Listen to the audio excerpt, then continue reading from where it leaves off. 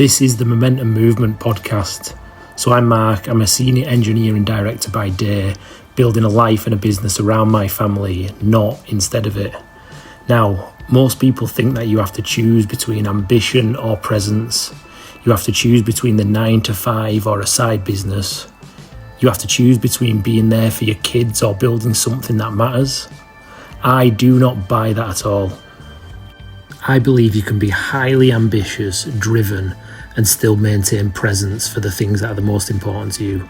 And that's absolutely the whole premise of this show. Every episode I'm aiming to sit down with someone building something real on the side, all while staying present for the people who matter the most to them.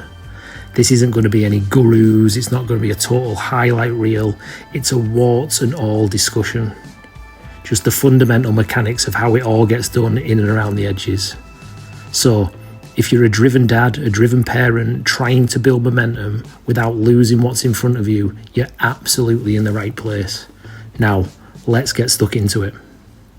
Now then, how is everyone doing? Welcome to episode 4 of the Momentum Movement podcast. This podcast, again, just for anyone that's new watching, was a thought in my brain a week and a half ago, and then we've chalked off 3 episodes and are about to get stuck into episode 4 with a good Threads friend, Mitch Jasper. Just a bit of context around how we know each other. So Mitch and I have been on a similar journey on Threads growth. I looked up to Mitch when I first started at the start of the year in January. You had about 3,500, 4,000 followers, and I was just like, that was that next step that was just aspiring to get after you. Yeah, so without you even knowing it, probably you've motivated me, you've kept me honest, and it's just nice to be around you, buddy. So I guess without further ado, over to you, buddy, just to give us a bit of a warm welcome and an intro in who you are, what you do, personal work, the full shebang.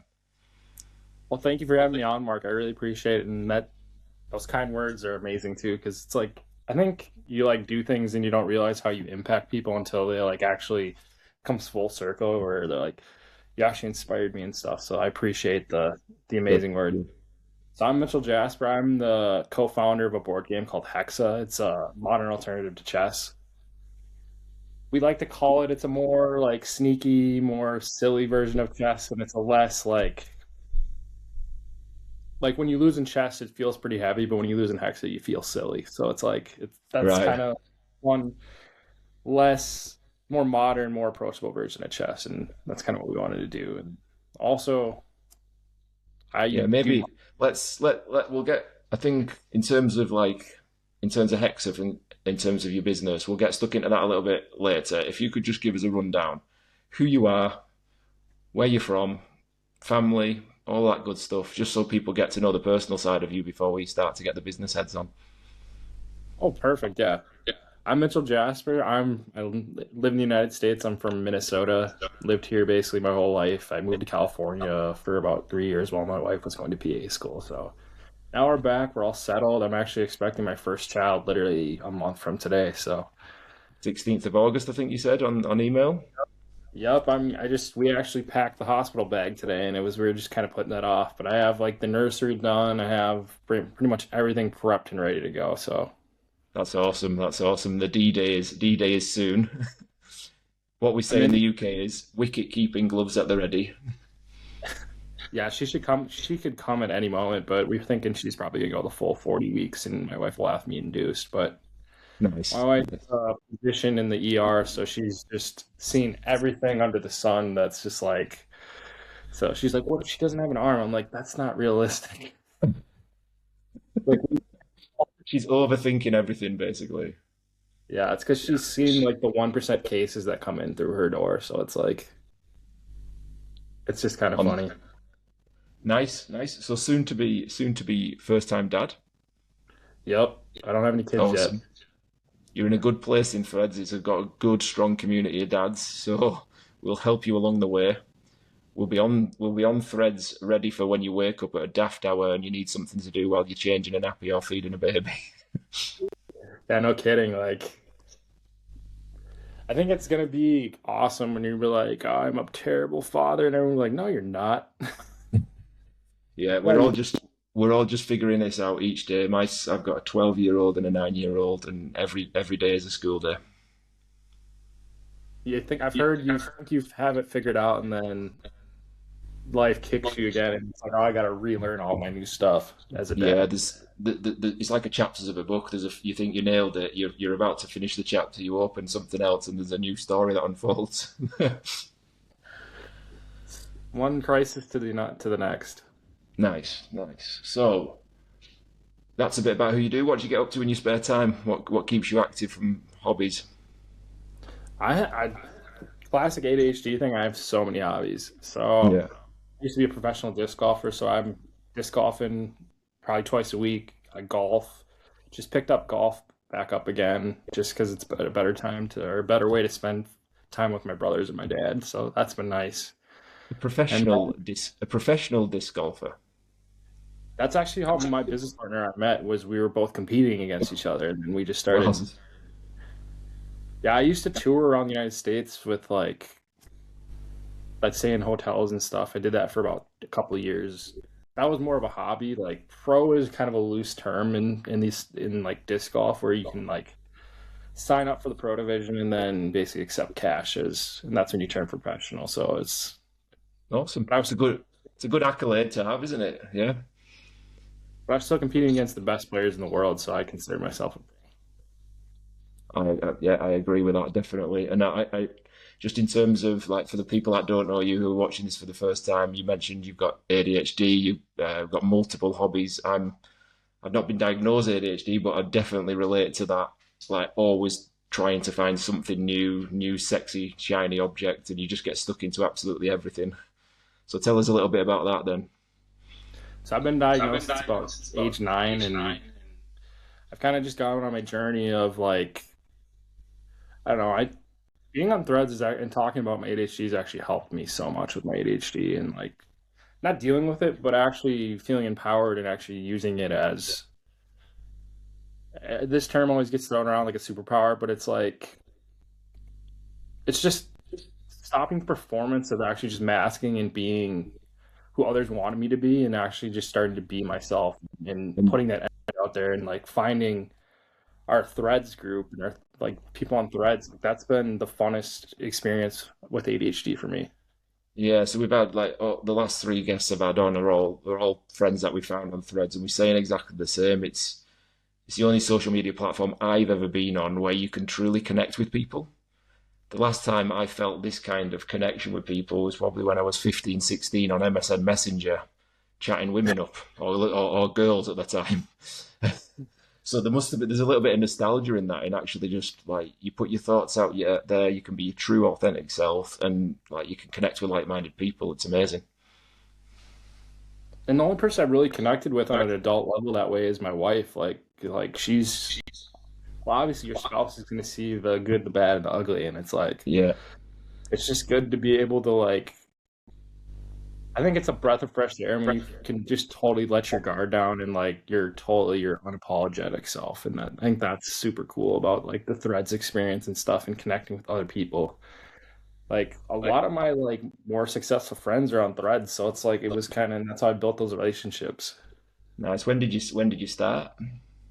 I think I've been doing Threads since it started. Like I dabbled a little bit with my music stuff, and then just fully went ADHD, just kind of influencer, I would say, on Threads. Like, so probably when did Threads start? Like Like 2022 three, or I something. think. 3 years ago, 2023. Yeah, And I were got you act- mine. were you actively? So I'm probably interested to know, like, if you were one of the first adopters to Threads, it was a similar approach to me. I saw it pop up, like my brain is like, "Ooh, that new shiny object. Let's sign up." I signed up, and I didn't treat it with the respect it deserved. I was basically just cross-posting everything from Instagram to Threads and expecting something to happen when it's not a native video real platform. So, how did you use it in the early days? Just out of interest. Well, it was just like I kind of pop on, post something. I was kind of using X and Twitter at the time, just kind of like. And then I didn't like the vibe on Twitter, as a lot of people don't. And it's like I switched over to Yeah, Thread, and I started like it really started out like more of a community, and that was the coolest part that I gravitated to. Was like there's just people on there that want to get away from all the BS that social media has, and we're just talking about business. Like people are clapping for each other, and I'm like, this feels different. Yeah, it almost feels surreal and a bit weird because it's like nice. There is like it's funny because most platforms are 99% like just hate and like just bad vibes, and then you get the little like Garden of Eden section of like social media where it's like friendly and stuff, and that's the total opposite on Threads. I mean, you still get haters, but there's a lot of people that are jumping in your corner on Threads if like somebody's like putting the bad vibes out there, and they'll literally like come to your call and like support you, and it's been really refreshing, and it's kind of reignited my belief in humanity, honestly. Really, Just that is a big statement, but I love that one because it solidified in my mind that actually building true human connections is the only way to do business around here. I think for years we've all been using social media to just build a digital reputation when actually the real power is. I can remember Marcus when I was in Florida. He was like, "Right, Mark, let's jump on a call." I was like, "Whoa, this is a bit strange. I'm going to meet an internet friend," and it was almost like, "This is a bit creepy." But then good things come from it. it's just putting yourself out there, I think, and that's the biggest thing about Threads is it's everybody's putting themselves out there, and they're like people are dropping f bombs, swearing, like being more Yeah, unfiltered. That's what I love about Threads is like this is actually how people talk in their real life versus like I mean, there are people that polish their stuff up with AI, but it's a lot of few and far between. But it's like, that's awesome. When did you switch up the content to be more intentional around ADHD? so I started on Threads with my music stuff. I've been doing producing music for like 18 years, but like I did some stuff, tried to like build a community around that. But then I'm like, I don't know where the switch was. I was just like, he took the leap of faith because I'd been diagnosed since age 9, but I didn't really start embracing my ADHD till I was 33, and I'm 35 now. So I You're actually, I 35 think, now. yep. So it's like, I don't know when the switch was. I think I just started posting and taking like being courageous and just posting about it because it was just like it was I'm more done exhausting. shielding. I'm done shielding it. Yeah, I'm just going to be myself and yeah, Being reveal myself. misunderstood was more exhaust or less exhausting than putting on a front or masking it and just basically trying to fit in whatever room like would have me or like just being tolerable. And it's like, no, I'm not attracting the right people doing this too. And that's the biggest thing too, is like I'm not putting the right energy or the full authentic energy, and I'm gonna attract the wrong people. Yeah, and you've got to, like I noticed that when I tried to be a performer on TikTok and YouTube for 6 months, it was just absolutely exhausting. You're thinking of what to write, what to film, you're scripting it, you're editing it, and it's just like it's too much of a performance. Whereas actually, if you just pick the camera up and be yourself and just talk about things you're passionate about, it's so much easier. You said there 33, there was a turning point at 33.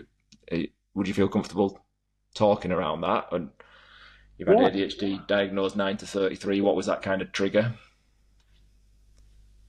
So I had been working in corporate America since 2016, 2015, and I left corporate America right before my right about 33, 34, like that kind of period, and it was like this kind of feels like a shift in my life. Like I was just like corporate America is very performance based, like trying to climb the ladder and Yep. political, and it's like this doesn't feel like me. It just didn't feel.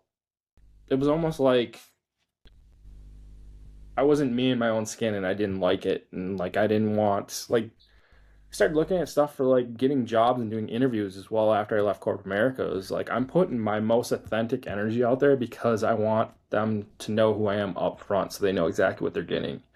Yeah. So And what role or job were you doing in 30 just before you turned 33? so I was a business analyst for a ERP software company. They're Right. called Core Software.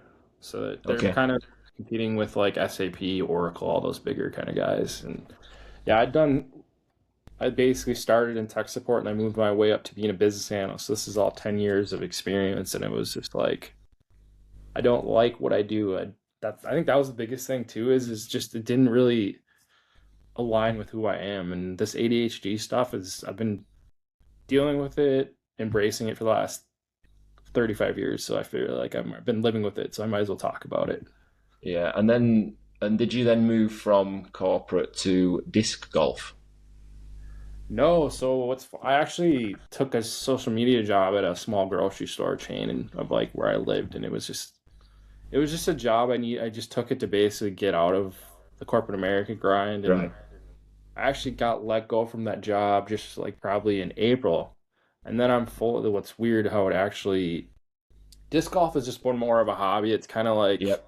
It's just when you said professional, I didn't know whether or not you chucked your hat in at corporate to go full in oh, disc golf. I'm No. good. I'm not that good to put like my livelihood on the line to go play disc golf. Like I wish, but it's just Yeah. that whole I have a bunch of friends that are touring disc golfers, and it's a grind because it's just You're always away.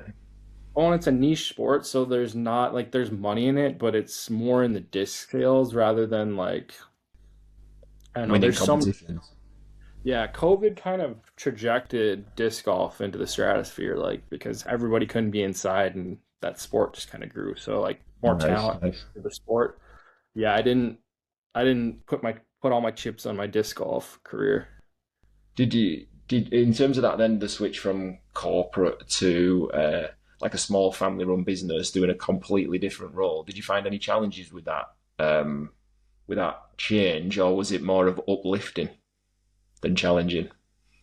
It was a big challenge because I went from having so my company I used to work for was a $10 billion company to like a company that makes probably 60 to 70 million, and it's like, but it's still like very small business. So yeah, there was a lot of learning curves because when you go from a bigger business having all the amenities, especially a tech company, to more of a Yeah. relationship business and like grocery, it's Completely different business industry. Yeah.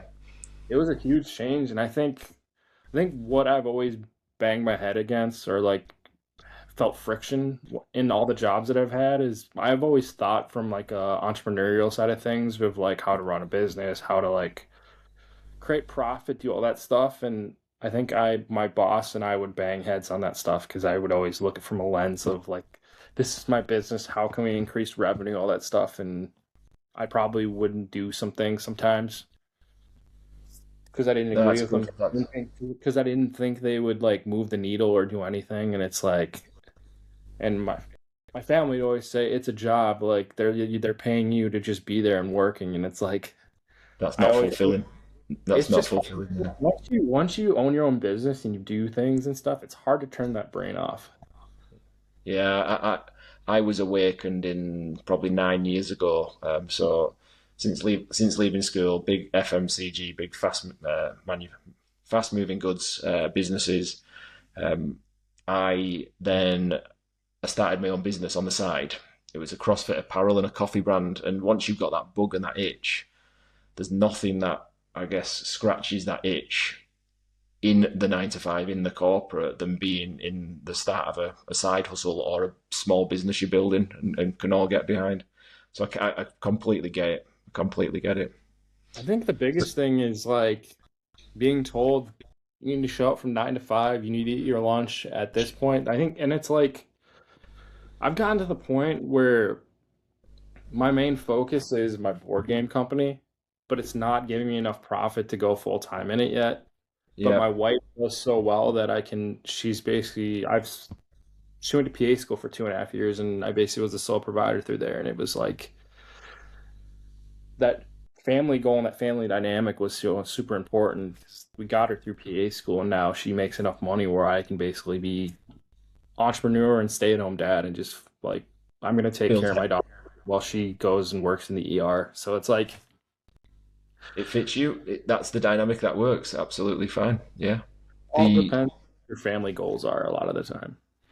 Absolutely. Well, when my wife and I had our first child, she went back to work for the first time. She went back to work after our first kid, and it was just a logistical nightmare. We were both working 9 to 5, struggling with childcare because we didn't have anyone close around to us. We were struggling to do pickups, drop-offs, and it was a logistical nightmare. When we had our second child, we decided that do not go back to work, Lucy. Let's deal with it. We'll deal with the drop in the income. We'll be fine. And lo and behold, we were fine, and our life is more fulfilling and enriching because she's there to support, look after them, pick them up from school when they've got a sore ear, a sore throat, needing medicine, forgot the lunch. It just works.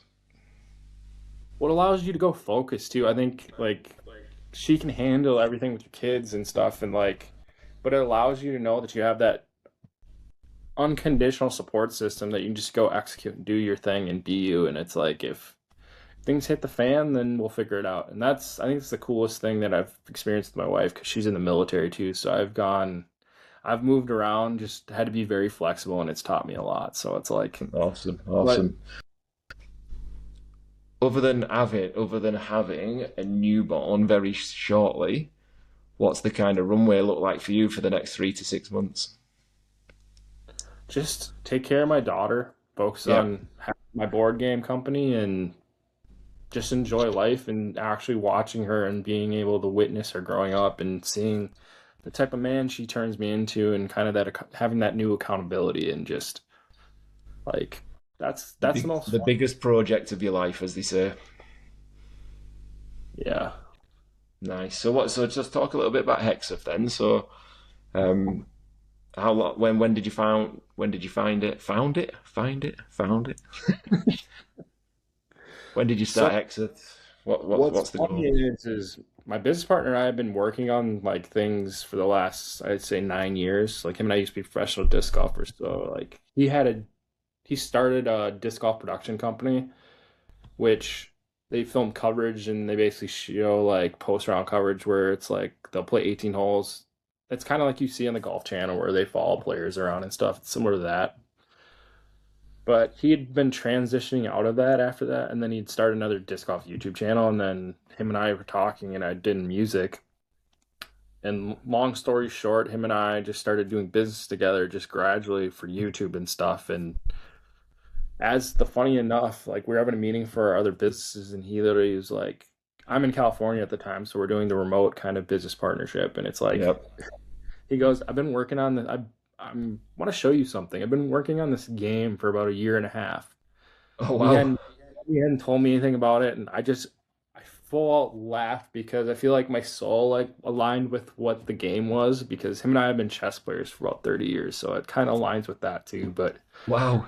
For him not to tell you for 1.5 years about a hobby. With his family and stuff, like his dad was a pretty high level chess player, and his mom's pretty good. So they were like, but I laughed so hard, and I'm like, okay, we're pausing all of our other businesses, and we're going all in on this game, because it was just one of those things where your soul was pulling you towards something. Like you can just kind of feel it, and the energy it's pulling you towards, and it's like, we need to do this. Awesome. So for the benefit of people that have never heard of Hexeth, you were to put a standard chessboard and game in front of you, and you put Hexeth in front of you. What's different? What's more exciting? Because I've seen it. I love the concept, by the way. So chess averages about 40 moves per side. So, and then Hexeth averages about 20 moves per side. So it's automatic. It's already going to be a shorter game. So we'll say the average chess game takes about 30 minutes. The average Hexeth takes 10 minutes. And we've coined the term 2 minutes to learn, 10 minutes to play.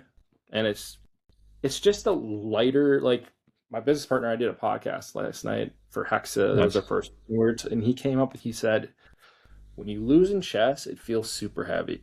But when you lose in Hexeth, you feel silly. Like, oh, I got it wrong. It kind of has the same energy of like trivia. Yeah, that's the same. Without playing it, but looking at the concept, it almost feels like a round of Uno. It's like the combination between, it's like right in between chess and tic-tac-toe, because when you lose in tic-tac-toe, you don't feel, it's not heavy. It just feels silly, like, oh, I lost. And you just want to play again. And that's the biggest thing I've learned just watching people play it is like with chess, you're very deep in thought, you're not saying anything. But with Hexa, you're literally like we've had league at breweries and you're having conversations the whole time. You're talking to somebody that's literally watching the game, you're drinking a beer, and it's just the stakes are a lot less high, and that's the main takeaway of Hexa is Yeah, it's a lot more fun, a lot more light-hearted by the sound of things. yeah, because it's like I hate to say it, but I think chess people take themselves too seriously, and it's like we just wanted to build like we tell you the truth, we created Hexa literally because we wanted another game to play. Because Yeah, my partner and I, without going to Walmart and buying one. yeah, exactly, and it's like it was just been a fun experience, and I tell my business partner all the time, it's like we have the opportunity to literally play a game for the rest of our lives. Awesome, awesome. So basically, old-fashioned chess is X. New-fashioned Hexeth chess is threads. It's the cool version of chess. When you win in Hexa, it feels kind of sneaky too, and that's what's fun is just that like the eclecticness of it. So it's like, yeah, we're really Nice. trying to build a really like fun community. Like we found a lot of people that aren't in the games or have never played chess that are kind of maybe wanted to dabble in chess have really gravitated towards Hexa just because of like the fun nature of it. How's the business going then? Are we in a good place? So we actually just sold out of our last like couple sets like recently. So we did a run of 100 sets, and that's been really awesome. And we've been hard at work at the Hex app too. So that's we've kind of hit up a few snags with like app approval through Apple. So that's taken a little. That's been kind of a headache, just kind of going back and forth with Apple because Android we could have launched it a while ago, but the thing with the Android app is it's reviewed by AI. And then Right. Apple reviews all their apps that are submitted to the App Store, like with a person. So they're literally going through it with like a magnifying Right. glass. Yeah. But that'll be a real unlocker for you. That is getting that into the hands of people globally. Um, You don't need to manufacture. You don't need to ship. I could that's a play it on big my iPad. That's to the right of me. one. You can play with somebody across the world, and I think that's the biggest thing. What we're because it unlocks so many things for us as a company, like content wise. It's easier to like live stream an actual game. Like if I went on Riverside with my business partner, we literally could play a game and record it as an episode, and it's like, and then just the fact that it expands our reach from a worldwide perspective, and I think that's the biggest thing. But I mean, we have to get things approved in each country, which is another tall Another task. another hurdle, but yeah, you just get one hurdle out of the way and you focus on the next, and you decide you're almost like, what's my international expansion strategy? Exactly. China is a And big egg to crack that we want to crack eventually because there's over 1 billion people in China. wowzers, wowzers. So is that the main goal then for the next, other than looking after a newborn screamy child, is the is that the next thing to crack? Getting the app sorted, validated, approved, and then start to market that. Exactly. Because we're most likely to do the subscription model with the recurring revenue, and it's a better revenue stream for us than trying to logistically figure out how to manufacture Hexa sets right now. And the app is going to build so much. We hope that the app will build so much demand for the boards and stuff, and that's will be really cool to see because trying to send like a board, even you saw the shipping rates for like kind of sending something from America to England is just outrageous. Like it almost costs more than the boards, the sets right now. So we're like, it's just trying to tackle two logistical giants of like figuring out how to get the app going and Well, then how to manufacture and scale that side of the business too. one thing I thought when you sent the link to me originally, then I got scared about £55 shipping charge. I thought my son's just bought a 3D printer, and I thought if there's any way of almost selling the 3D designs, and then someone can self DIY build their own set, that'd be pretty cool. But I don't know how Oh, you would control. I don't know how you would control um, that design file. But I would that's if really why we haven't done that. It's like I would love to give the 3D printed file to people, but it's like then they're gonna It's like then they're gonna give it to other people, and it's just like, Yeah, but I think that's free marketing personally. If you'd have had that product there as a 3D design file and I could have printed that off of my son's 3D printer, Bamboo Lab Mini or whatever it's called, I'd have bought it. yeah, we There you did. go. We did a run where we 3D printed. It was our first, like we did a founder set. It was like 15 hexaboards, and we had somebody had like the 3D printed version of the board and the pieces. And it was just like it was really cool, but it was so expensive. Yeah, to get the design done. You've Well, got it though now. just to print things was just a nightmare. It would just took forever. Lovely stuff. So, what have we covered? What's driving you right now? I guess you've answered that one in your newborn is on its way. T minus 4 weeks. I'm really excited to see you on your journey. If I'm honest, I want you to reveal everything. I may look a lot more tired than I'd look right now when she comes. If you could leave the listeners with like one piece of advice that you've learned within your life over the past number of months, it could be months, years, whatever. What's the one piece of advice you'd say now to carry forward? I've lived with this for a while. It's don't dull your shine. Like, don't keep people in your life that make you feel bad about who you are and like to you, who you are to the core. Because even if it's family, that's the hardest thing is like setting boundaries with your family. And it's like if you need to do that because life is hard, business is hard, but like you need people in your corner that actually like want things for you, not from you. Nice, mate. And actually, you can set boundaries without communicating it as well. It's just those internal guardrails you had for yourself where it's like, I'm not allowing that negativity or that different view of where I'm going in my life. I'm shutting that off. You can still say it, but I won't listen. And I'm I think going the my way. I think the thing I've learned is I've learned from Dan Martell is leave people in the reality that they've created for themselves. So it's like they have limiting beliefs, just leave them in their limiting beliefs, but respect their. You can still talk to them and see them. Just might have to dial back the time you hang out with them, though. Yeah, that's exactly that. Yeah, and you protect your own energy. Did you say you went on a Dan Martell fitness program or something? Was that you? Yep. So what's funny? My wife is in PA school. I worked remote and I wanted to get in shape. So literally, Dan Martell's like started his own fitness program. I don't even know how I went down the Dan Martell rabbit hole.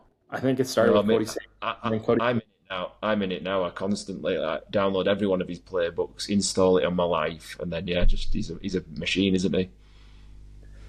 He's just got he's his energy is fantastic, and that's why I think I gravitated towards it because it was like it was more of the like limiting beliefs, getting rid of that, and what was cool is like we were basically his guinea pigs in like the fitness program. So he partnered with he's based in Kelowna, British Columbia. Yeah. So he partnered with a bodybuilder and fitness trainer who owns his own gym and actually started a fitness program. So we'd have calls 2 days a week or every other, or we'd have once a week. Yeah, One, accountability calls basically. yep. 1 week would be with Dan Martell and 1 week would be with Alan Dick, who's the fitness trainer. But like, And it wasn't they just about bodybuilding, I guess it was about mindset and So Dan would do the mindset calls and like the identity calls, and he'd call you out on your bullshit, most likely, pretty much. And then Alan would be basically answering all the fitness sides of things. It was just like it's almost like the mindset and identity shift is almost more important than the fitness side of stuff because it's. But what's absolutely. crazy, I started it, and then my wife drank the Kool-Aid, and then she got into it, and it just. My wife's very like logical and stuff, and Dan Martell is very like dreamer. Like, let's go. Like, you can do anything you want, you put your mind to. So it was like, it's been great. Like, I lost 14 pounds in 14 days. So they start you out Wowzers. with friends, and then fitness program, and then they do like, you're basically in a caloric deficit the whole time, which is why you're losing weight, but your body recomping. So you're basically turning all that fat into muscle, which is just going to You be a you lot. you you you resetting your life basically. I did that last. last September, hard reset across September, and I just felt like a new man. Did you hit that day where you had a headache, caffeine detox, and then Yeah. like the brain fog, and then once Yes. it went away, it was like this is it's like I was functioning like that for the last 3-4 years. It's like this is crazy. Yeah, it really surprises you how much like you get through the day without needing food.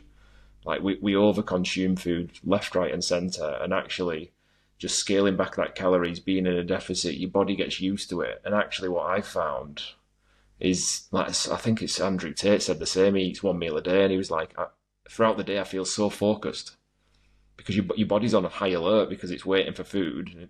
It's almost in like a little bit of a starvation mode, but you're super focused.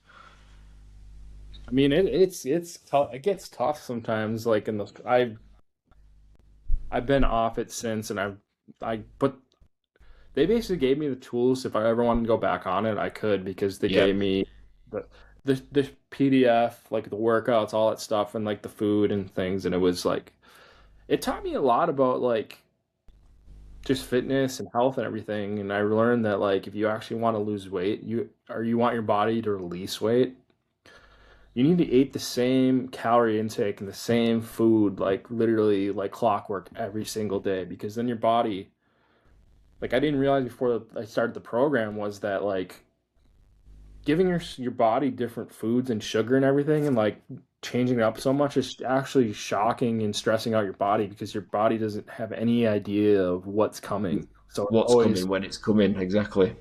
yep. Yeah, you overconsume. It's like, oh, what's going on here? Then it stores it. Then you feel really bloated. You then strip it off, and it's like, yeah, boring, monotonous. Sometimes is good. Like Really my so strategy boring. my strategy this year is do the boring things well. Get up at the same time, drink water, train. 7:15, done. I've done the hard, boring things first before the world's awake, and then I can just live my life without any worry of needing to do a hard thing. Well, yeah, I feel like as a dad, you have to get up at 5, and that's the only free time to yourself you're ever going to have during the day. That is the only free time. Them golden hours between 5:15 and 7:15, me time. But they're all in bed now. 9:37 here in the UK, and they're all. I can hear footsteps upstairs still. uh, so then, one quick fire, light-hearted question: favorite book, mantra, or daily ritual that's had a positive impact on your life? Oh man. You have to choose one. I know there's thousands going through your mind now. You have to pick Well, your best. book-wise, Hmm? my favorite book I've ever read is called Launch by it's by God, who's I gotta pull it. It's Fill it up as well if you find it. by Jeff Walker. So it's basically how to grow an email list and build a community, and then basically what's funny is he actually follows me on Threads, and that was one of my bigger accomplishments. Is like I've this was like in it's one of those I've since bought a new version Full of the book, circle moment. Yeah. but it's like this. It was kind of your typical like dad starting an email newsletter and then building it to a business, and then the funny thing is he's basically said like I don't need to take out student loans for my kid. I can literally just create a new product and send it to my email list. Wow. Wow. I'm uh, I'm seeing the power of an email list now. I've built mine now up to like plus 200 and starting to gain some momentum now. We're getting people replying. You can see the click rate, the open rate, click rate ticking up. And there's a little light at the end of the tunnel that goes, I know the power of this asset. I know what this game's about. So Jeff Walker, launch anyone. How to build an email list Well, it's as your how to key answer. sell anything online, build a business and you love, and live the life of your dreams. So it's basically live your life completely in alignment with who you are. Awesome, yeah. I love that. There's a saying by, I don't know if you've seen the guy, he's a UK guy called Jason Greystone, a big authority figure in the UK. He says, live a life in congruence with your highest values. And it's exactly that. You wake up each and every day, you're doing purposeful work, and you feel free. So that's It part of gives you wisdom. it helps you create more energy inside of you when you're actually doing stuff that you actually it gets you out of the bed in the morning. And I think that's the biggest thing, because I lost that for so many years, where it's like I got something where I don't need an alarm clock. You just hop out of bed and it's like, let's go. Let's go. Another day doing the things I love. Absolutely.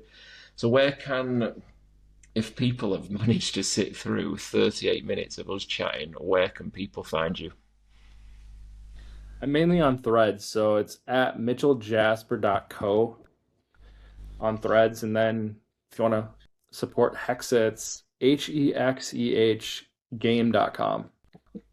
Awesome. Thank you very much, Mitch. I really enjoyed getting to know you, because it's the first time we connected face to face. So I've got to know you, other people have. I hope they got value out of this episode. Thank you very much. Yeah, thanks for having me on. I really appreciate it. And sorry to keep you up, because you probably go to bed early and then rise up. Now that's the episode. If something in there truly hit home, if you took some golden nuggets from that episode, don't just nod and scroll past. We want people to take serious action around here. Do something with it this week. Identify one thing you can take and move forward with it. Make sure you like and subscribe and follow the show. And please send this to a dad or a driven parent who needs to hear it. This is how the momentum movement grows. So just to close things out, I'm Mark. Please keep building, staying present, and building rock solid momentum.